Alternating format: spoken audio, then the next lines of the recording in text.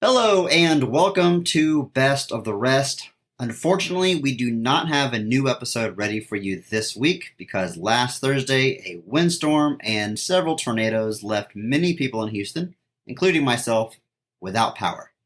Fortunately, our friends at the Great Game Debate podcast have stepped in to help with a bonus episode this week. Andrew and myself were recently guests on their show, and we debated over which year is the all-time best year in cinema. Things got pretty heated, and we are presenting the entire debate from that podcast for you here as a bonus episode. Quick warning, it is uncensored. I hope you enjoy, and please check out the Great Game Debate podcast wherever you listen to podcasts. And if you want to see the video version of the entire episode, you can find a link in the show notes. I promise we will get back to Video Game Month as soon as we are able, but for now, I'm going to let my friend Steven tell you a little bit more about the Great Game Debate podcast. Take it away, Steven. G'day, Best of the Rest family. Before we get into your favourite positivity podcast, we have an excerpt from the Great Game Debate podcast where friends come together to respectfully discuss, debate and disagree about video games. From the most serious to the most outlandish, no topic is off the table. On alternating episodes, we tackle the GGD, the Great Goat List, using community-picked themes to help us curate a unique but definitely accurate greatest games of all time list. Our next segment is the pitch, where we give blind elevator pitches for games we've been playing and see if the panel will buy or pass on the game without knowing its name. Finally, we round things out with a rotating roster of fun quizzes and games, from Review Bomb Bingo to the video game dating game. Check us out at the Great Game Debate on all podcast services or YouTube, and as always, happy gaming. And since we had the pleasure of both Andrew and Chris as guests, we shot a completely movie-centric episode, and this excerpt is the debate between the two for the greatest year in cinema. Strap yourself in, this is definitely not #PP.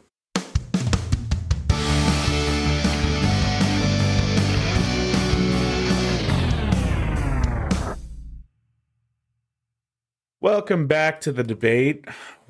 And like I said at the top of the show, this is the great movie debate this week.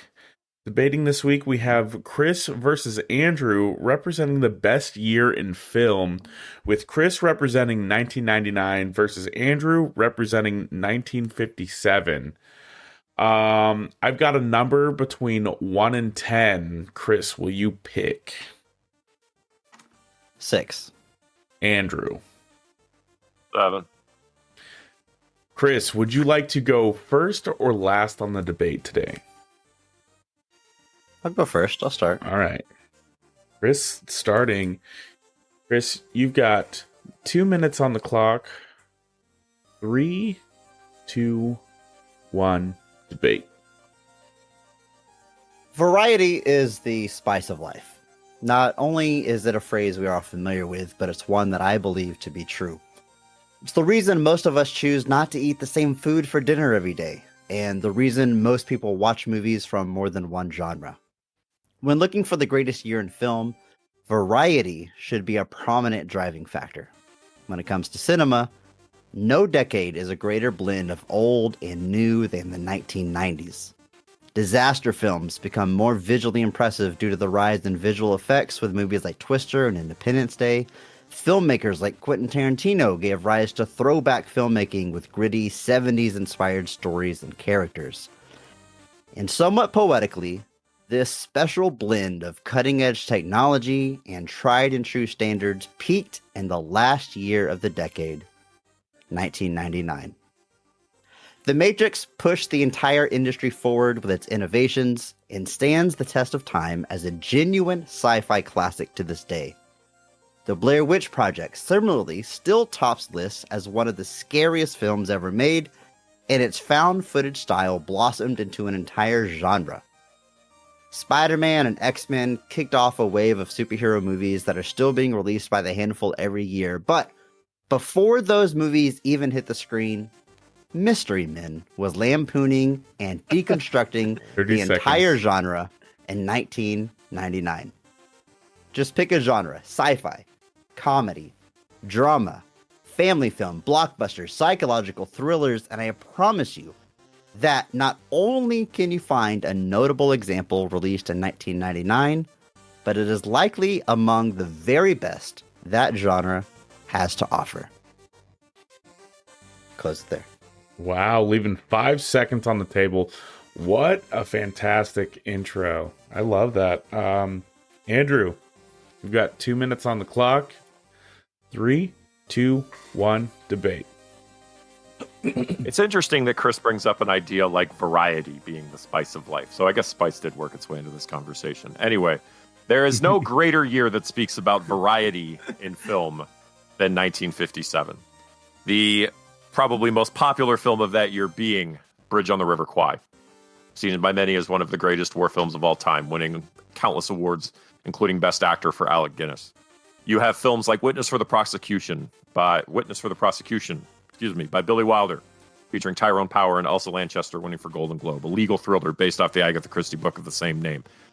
Ingmar Bergman releases 2 films in 1957, The Seventh Seal, an existential look at death, and includes Wild Strawberries, a man reflecting back on his life, both responsible for winning the Special Jury Prize at Cannes and the Golden Bear at the Berlin International Film Festival. You have Stanley Kubrick bursting onto the scene with Paths of Glory. You have Federico Fellini doing Knights of Cabiria. You have some gentleman named Elvis appearing in a musical called Jailhouse Rock. You have John Sturges making Gunfight at the OK Corral. You have Charles Vider making A Farewell to Arms, Crimes of Passion, Mickey Rooney and Babyface Nelson. Akira Kurosawa with Toshiro Mifune in tow makes a film called Throne of Blood. While films like Vertigo are lying in the background waiting to be released the next year, being filmed at that moment. This isn't even touching on things like Joanne Woodward's performance in Three Faces of Eve or Russian war films like The Cranes Are Flying. Every single genre that Chris mentioned in 1999 is being set up with a palette that everyone will follow in the decades that come here. Additional big moments. 1957, and a sad note, is the year that Humphrey Bogart dies at the age of 57. Very sad.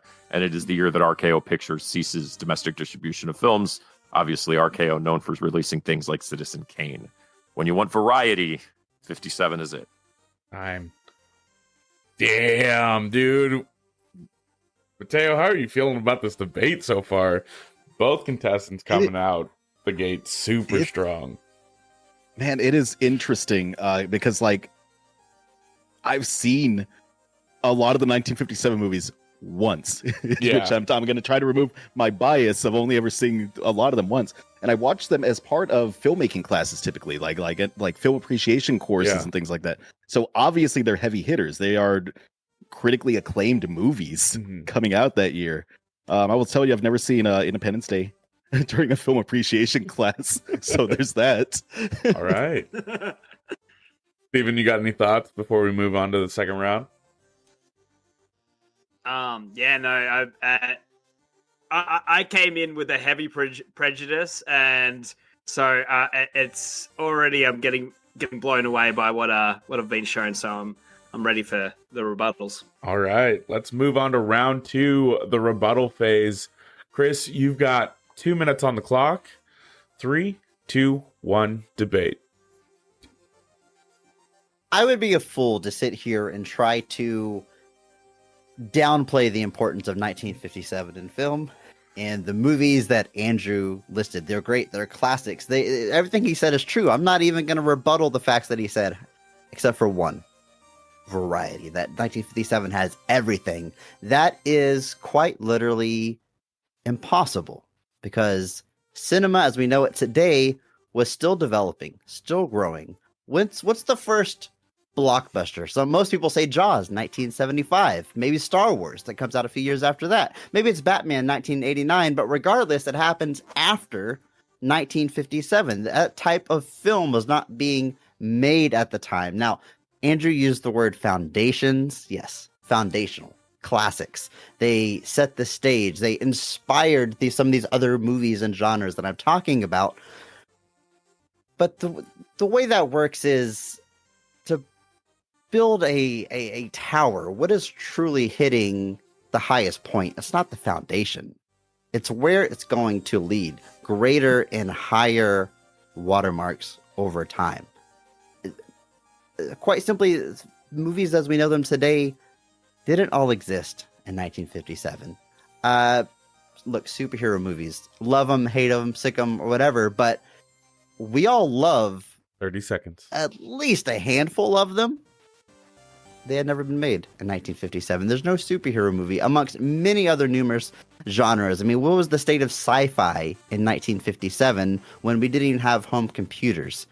It simply was non-existent. You've got traces, you've got foundations, but we are missing entire genres in 1957. Where's your variety, if that's the case? All right. Again, leaving 5 seconds on the table. Pardon me. Andrew, you've got 2 minutes on the clock. 3, 2, 1, debate. What an absolutely fucking pathetic response. I cannot believe that you're pulling the Barney Stinson "new is always better" on me. Get out of here with that nonsense. You're going to point to the one word and say there can't be every genre because every genre didn't exist yet. Cool. Who invents the genres for them to build off and build on things? I didn't even mention things like 3:10 to Yuma or 12 Angry Men or The Sweet Smell of Success. Foundational Jesus. Everything surpasses everything. That doesn't mean that what surpasses it is necessarily better. And you want to talk about the state of sci-fi? Let's talk about a movie called 20 Million Miles to Earth. A absolutely groundbreaking stop-motion film made by Ray Harryhausen, who was at the cutting edge of technology at the time. Technology since 1999 is advanced, so are the movies released in 99 not foundational or important because later movies had better effects? No, that's absolutely ridiculous and insane. It's unbelievable. Variety is the spice. And to somehow imply that 57 can't have, quote-unquote, everything because we have later stuff, that's nonsense. That's not an actual argument. You're circumventing the point to try to poke the tiniest hole in something that I never actually implied. And say that, superhero movies existed in 57. But superhero movies are a subset of a genre that already exists. Everything builds on everything. I'll never be one to say that that's not true. But when you look at variety within films, when you look at the range of options, they're all represented here. And these movies are the primary DNA for things that exist later. And you may say, oh, just because they're older doesn't mean they're better. Well, the reverse is just as much true. Just because it's newer doesn't mean it's better either. Existing in a time where you have to take things as they come. A piece of film can only be viewed as what it is. And there are plenty of people who are going to look at these movies from 57 and say, you know what? That doesn't do it for me because they have different sensibilities. They've adapted. They enjoy modern films more. And that's fine, Chris. But be better. Damn. I was expecting heat, and we got some heat on that round. Woo! Steven, how are you feeling on this debate? Yeah, no, I wanted to pull down the curtain that the team hides behind on the hashtag Positivity Podcast, and yeah, man, there's some blood in the water. I think. Yeah, it's good. All right, Mateo, as our movie buff, how are you feeling so far? I think it is interesting just how often we have these debates on this podcast where it turns into this are the foundational things of a thing more important than the thing standing on top, it's so interesting to me because I've been on the 1957 side of this where I am arguing that you have to have appreciation for the roots of a thing to fully appreciate the thing that comes later. Oh yeah. I love it. I think that Andrew's makes some very, very strong points here. All right. Well, let's move on to our final round. Chris, going into our closing thoughts, you've got 2 minutes on the clock. 3, 2, 1, debate. I would describe myself as a movie buff. I watch a lot of movies. I got a movie podcast, but I will admit that watching classic cinema, I've got to at very least be in the right mindset, the right mood. It's not every day I can just put on something from 1957. When looking at this debate, the best year in film, I encourage you to maybe reframe it slightly this way and imagine if you could only watch movies from one year for the rest of your life, what year would you choose?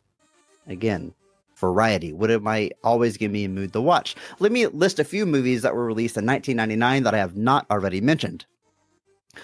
The Iron Giant, Fight Club, Office Space, The Sixth Sense, 10 Things I Hate About You, Three Kings, Austin Powers, The Spy Who Shagged Me, Godzilla 2000, South Park, Bigger, Longer, and Uncut, The Virgin Suicides, Galaxy Quest, Man on the Moon, American Pie, American Beauty, American Movie, Toy Story 2, Eyes Wide Shut, Cruel Intentions, Magnolia, Being John Malkovich, Idle Hands, Election, Stir of Echoes, The Mummy, The Green Mile, Boys Don't Cry, Varsity Blues, October Sky, The Talented Mr. Ripley, Analyze This, Big Daddy, Sleepy Hollow, Star Wars Episode 1, yeah, I said it!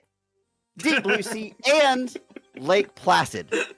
Tell me that there is not a single day that passes that you're not in the mood to watch one of those movies. And how many days could go by if you're watching a movie every day where you are watching a new film from 1999 that you happen to be in the mood to watch? 30 seconds. Again, the genre doesn't matter. You've got the best of all time in some cases. Every movie I listed ranges from good to one of the best of all time in its genre. Variety, quality, quantity, it's all there at the end of the century. 1999.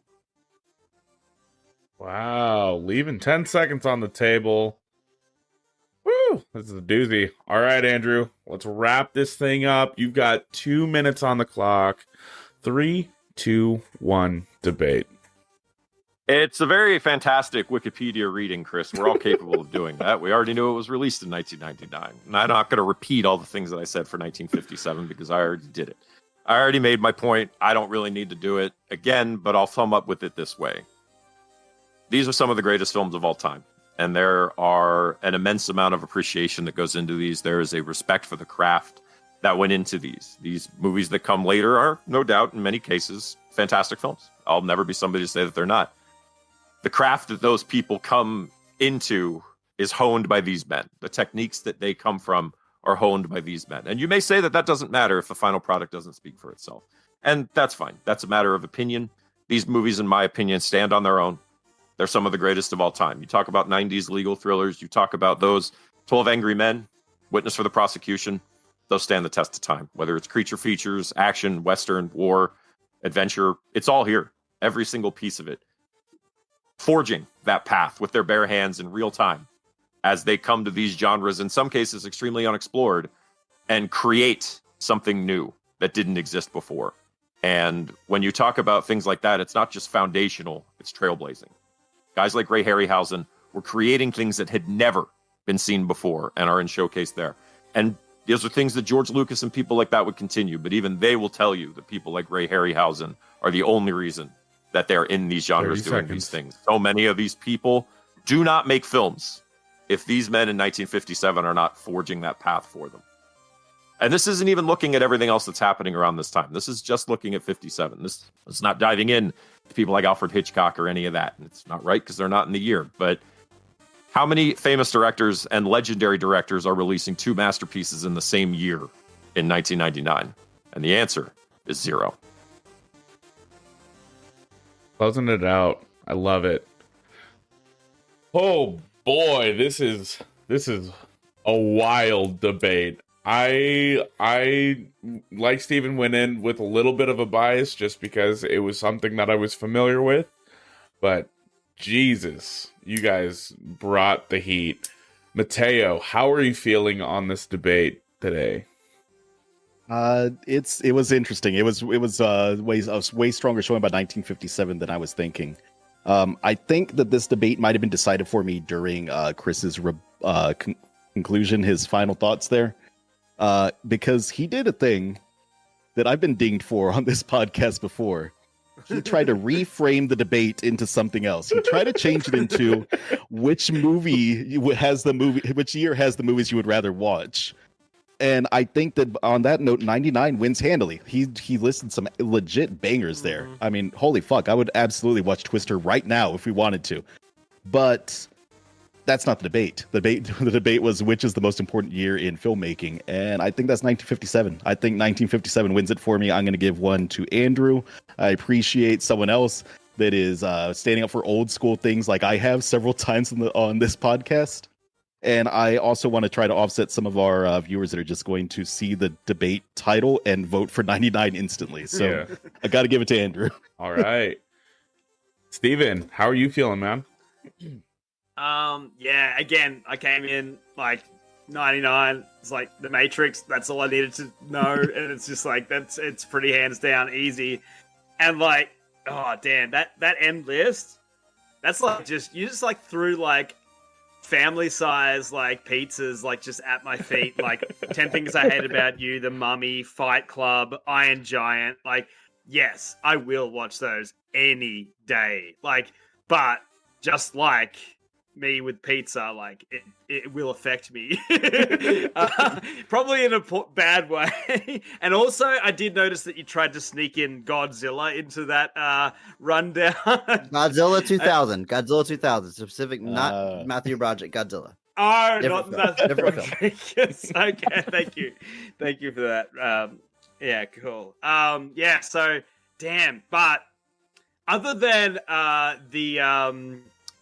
the very heated rebuttal, I felt like I was listening to a video essay hearing about 1957, and I love me a video essay.